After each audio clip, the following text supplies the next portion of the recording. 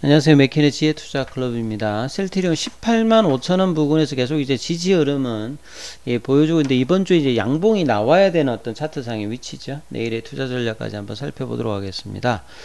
자, 새로운 어떤 기사라기보다는 11월 달에 이제 독일에서 거행됐던 CPHI, 세계 최대 이제 제약 바이오 행사에 국내 기업들이 한 이전보다 한 3배 정도 많이 이제 참석을 했다. 이게 이제 한국 의약품 수출입 회피에 공이 컸다. 이런 내용들인데, 주가에는 이제 큰 반응은 없었어요.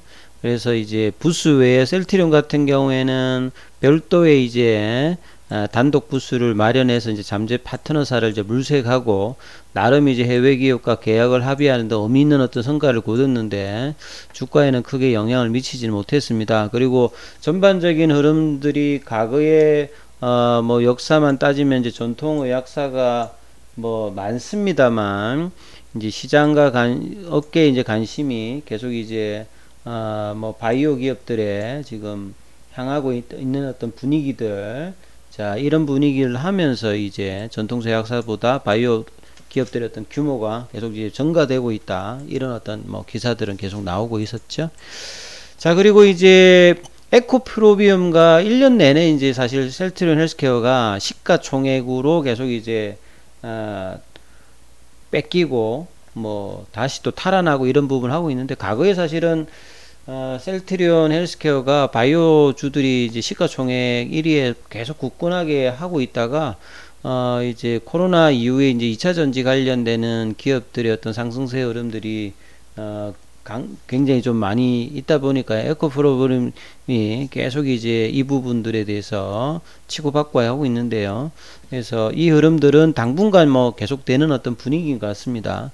결국 또 2차전지 관련되는 부분들은 반도체에 이어서 향후에 시가총액에서 대체할 수 있을 만큼의 어떤 성장성을 가지고 있는 어떤 기업이고요. 이 바이오도 사실은 올해 미국 시장에서는 에너지 기업과 마찬가지로 가장 크게 지금 시장에서 주도를 하고 있는데요. 국내에서만큼은 이 외국인들이 셀트리온의 어떤 매수세가 계속 되고는 있는데, 주가 흐름은 이 바닥권에서 쉽게 이렇게 탄력적으로 움직이지 못하는 모습은 계속 보여주고 있어요. 자, 그리고 이제 오후에 나왔던 기사에 보면 이제 항암 관련되는 부분인데, 이것도 새로운 기사라기보다 이 셀트리온이 이제 최근에 이제 자가 면역 질환 항암의 어떤 파이프라인을 확대하기 위해서 국내 이제 바이오텍하고 손잡고 이제 항암제 파이프라인을 넓히고 있죠.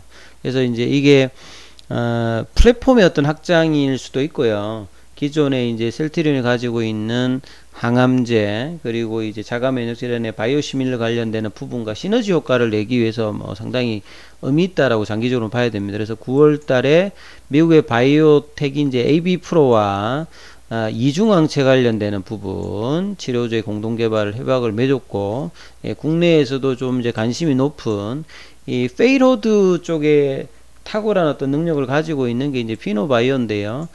피노바이오의 ADC 링커 페이로드 플랫폼 기술을 도입을 했죠.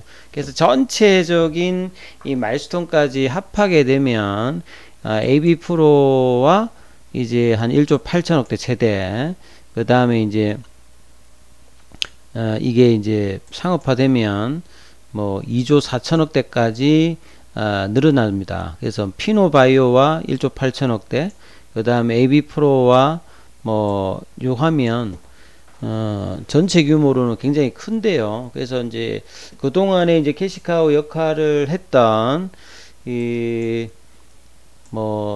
트룩시마, 그 다음에 이제 호주마, 베그젤마, 이런 어떤 항암제 라인 뿐만 아니라 이 자가 면역 뿐만 아니라 이제 이제 많이 좀 이제 타겟팅이 늘어나죠. 그래서 아얄리아라든지 프롤리아라든지, 그래서 이제 암과 자가 면역에서 조금 이제 타겟이 벗어나서 하고, 이게 장기적인 부분들은 괜찮습니다만, 이 단기적인 부분의 어떤 주가 흐름에서 좀 쉽지 않은 흐름들을 이 연말로 갈수록 보여주고 있는데 좀 힘을 좀 내기 위해서는 회사가 사실은 계속 제가 뭐 언급했습니다만 3, 4병에 관련되는 부분의 이야기가 나와야 되는 지점에서 안 나오고 있다. 작년에도 사실 레키로나 관련되는 부분을 초기에 이제 조건부 허가를 받고 난 다음에 좀 공격적으로 사실 이제 외국에서 하듯이 이제 수출 관련되는 부분들을 조기에 좀 이제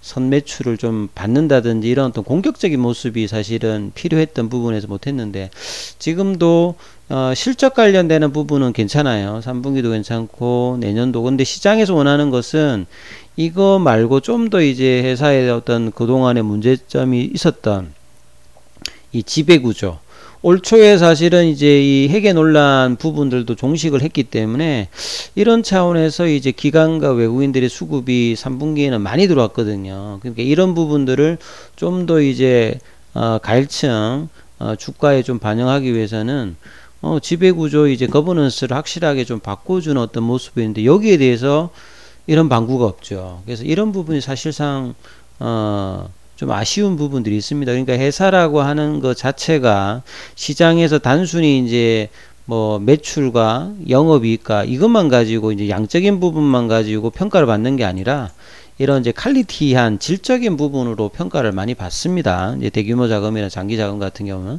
그래서 이런 어떤 의구심이 해소되었을 때 뭔가 분연한 시장에다가 이런 부분을 낸다라고 하면 좀 더 장기적인 어떤 흐름들에 대해서 뭐 공매도도 좀 바뀌는 거고요. 그런 부분이 조금 타이밍 있게 사실은 좀 경영진에서 이야기를 해야 되는데 이 부분이 그냥 흘러갑니다. 그 사실은 연초에 주총에서 서정민 명예회장이 뭐 화면상에서 분명히 있는데 개인들 입장에서 보면 이 부분에 대해서 뭐 반대를 한다든지 뭐 이런 얘기도 없는데 그 당시도 이제 뭐 주식 매수 청구권 이야기를 했는데 충분히 이제 이 회사가 먼저 이제 이 합병에 관련되는 이야기를 2020년부터 이야기를 했는데 올해 반드시 한다라고 분명히 이야기했는데 지금 이런 방구가 없는 이런 부분은 사실 좀 아쉬운 부분들이 있죠. 그래서 이제 이런 부분이 맞아 들어가야 사실은 시장에서도 이제 추가적인 어떤 수급들이 들어오면서 장기적인 어떤 성장세를 보고 이제 목표가라든지 이런 게 바뀌어 주는데 이런 부분들의 변화가 빠르게 좀 나타나야 된다 이렇게 보여집니다. 항암제 시장도 이 전체 그 약 시장에서 가장 크지 않습니까? 요것도 이제 2027년도에는 뭐 거의 한 500조 가까이 성장을 하고 그래서 국내에서 이제 항암 시장 점유율이 굉장히 어떤 높은 부분들이 해외 기업의 약이었는데요. 자, 이런 부분들이 이제 뭐 나중에 좀 개선될 수 있는 어떤 흐름들도 찾아야 될 것 같습니다. 자, 차트를 통해서 한번 살펴보면요. 중요한 어떤 국면입니다. 이번 주가 이제 그동안에 사실은 셀트리온이 올해 들어서 전반적인 흐름 뭔가 올라가려고 할 때 3월 달에도 사실은 뭔가 올라가려고 하면 블록딜을 하죠. 그러니까 주가가 좀 뭔가 변화를 할 때 수급에 어떤 영향을 주는 어떤 기사가 나온다든지 그리고 이제 5월 달에 이제 13만 9천 원 이후에 사실 이제 2분기 실적이 좋아지면서 이 당시에 사실 좀 아쉬웠죠. 이 8월 달에 주가 흐름이 좀 좋았을 때 제롬 파월 연준 회장이 이제 잭슨홀 미팅 이후에 주가가 근데 그 전부터 빠졌어요.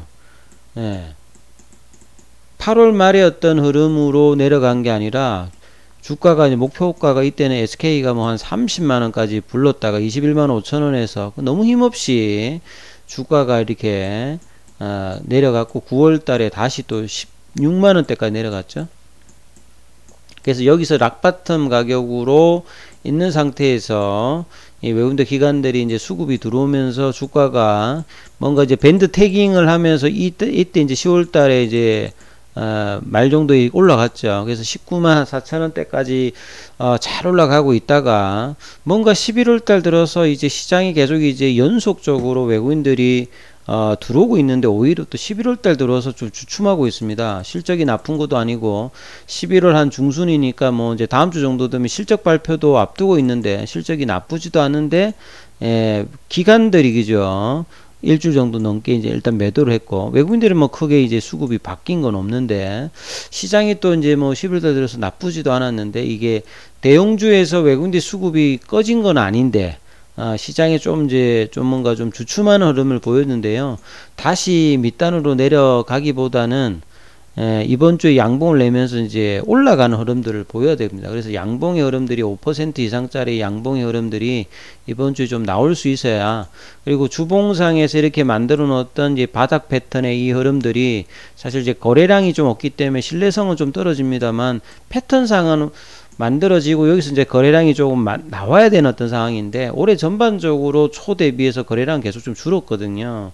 그러니까 이 부분들을 형성할 수 있는 흐름, 그리고 주봉도 조금 있으면 이제 추세 다시 이제 전환하는 어떤 시그널이 임박해 있는 지점입니다. 그리고 월봉은 지금 이제 4개월 연속으로 지금 추세 전환한 흐름인데, 이 흐름들을 이제 뭐 내년도까지 본다라고 하면 이 연말까지 이제 20만원에서 25만원 요 어떤 흐름을 가야 이제 내년도에 25만원에서 30만원 이 흐름들을 장기적으로 갈 수 있기 때문에, 이제 가격 조정과 기간 조정을 좀 이제 그동안 좀 오래 했기 때문에요. 지금은 좀 이어지는 흐름들이 반드시 좀 필요하니까 이번 주 양봉이 반드시 나오면서 18만 5천원대를 유지하면서 올라가야 됩니다. 이 흐름들이 나오는지를 반드시 좀 체크하면서 투자 대응 전략 삼으시길 바라겠습니다. 여기까지 하겠습니다.